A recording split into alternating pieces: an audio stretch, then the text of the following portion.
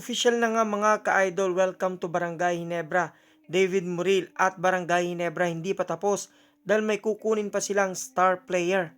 Yan nga ang ilan sa mga maiinit na pag-uusapan natin sa videos na ito mga ka-idol. Sa ngayon nga mga ka-idol ay unti-unti na nating makikilala kung sino-sino mga team ang papasok sa PBA playoffs. At gayon din naman, unti-unti din naman nating nakikilala kung sino-sino mga malalakas na player ngayong season. Katulad na lamang nung nakaraang linggo mga ka-idol kung saan ito ngang si Marcio Lassiter ang tinawag na Player of the Week.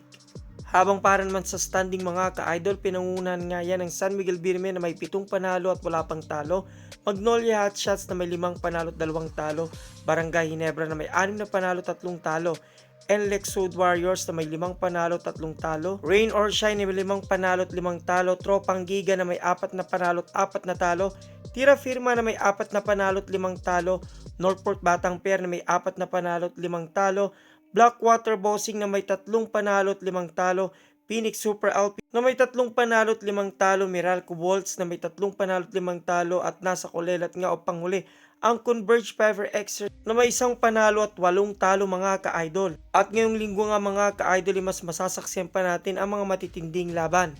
Katulad na lamang ng harapan ng Northport at Tira Firma, Tropang Giga at Phoenix at Meralco Bolts, Magnolia Hotshots at San Miguel Birmen, Blackwater Bossing, Northport Batang Pair, Converge at Ginebra, Meralco Bolts at Magnolia at San Miguel Birmen at NLEX Road Warriors. Update din mga ka-idol dahil official na nga winelcome itong si David Morel ng Barangay Ginebra. At sa pagkakalam natin nga mga ka-idol ay 1 taong kontrata ang ibibigay kay David Morel. Dahil na rin talaga sa hindi pa sigurado kung itong si Jeremiah Gray at Jamie Malonzoy makakabalik sa Barangay Ginebra. At sa kabilang banda din naman ng mga ka-idol ay bali-balita nga na hindi pa tapos ang paghahanap o pagkuha ng Barangay Ginebra sa mga star player. Their target din ng Barangay Ginebra na maibalik itong si Arvin Tolentino. Gayun din naman at namimili pa rin ng Barangay Ginebra kina Winston Liano at Wami Chongson. Gayun din naman kay Will Navarro kung sino-sino pang maidadagdag nila sa kanilang lineup. Na kung kayong tatanungin ko mga ka-idol, sino pa nga kayang karapat dapat o nababagay na mapunta sa Barangay Ginebra sa mga target nila? Kung may mga sagutan, suggestion, question, advice, just comment down below mga ka-idol. At maraming salamat sa inyong panonood.